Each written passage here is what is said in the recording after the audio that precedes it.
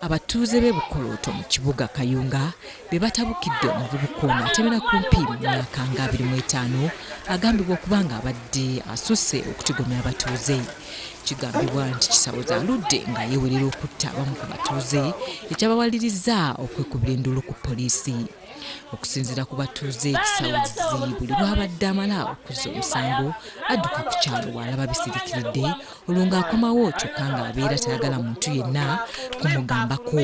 Bamusanze n'omuwala omwana yamugyamu omusirikale n'asigalawo ng'akumye omuvubuka ye aleme kola ki kudduka watuuse omukwata n'amulwanyisa amukube era omulabye omusirikale abadde addugadde n'agamba mukubire patulo ejje sijja kumusobola bwomu. Waliwo yalumbako omutuuze omu n'atema ebitooke by'ekisuku lulamba lwonna lwonna ne bamuwabira n'adduka. Kati mulamu wange yamutumira omuntu ng'amuwoninga omukuba. Bw'amusanga n'amugamba gwe nakutumira amulaba, namulaba.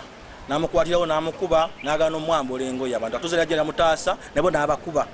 Ku mulundi guno Kisawuzi abadde yeekukumye gye bazaala mukyala we ena abatuuze gye bamusanze olwo ne zidda okunywa.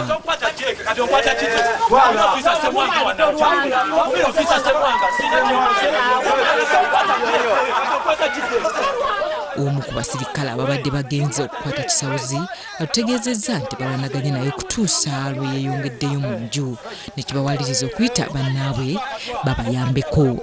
Poliisi ekozesezza omukka ogubalagala ng'eguyisa mu kadirisa era nga gwe gumuwaliriza okwesowolayo nga wano abasirikale bamukwatidde wakati mu kulwanagana.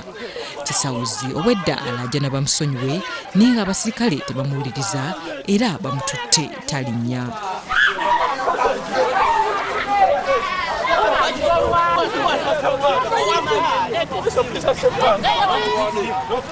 Ateereddwa ku mmotoka ya poliisi emututte ku kitebe kya poliisi e Kayunga ng'okunoonyereza bwe kugenda mu maaso. Harriet Namukasa, David Kigongo, WBS TV Kayunga.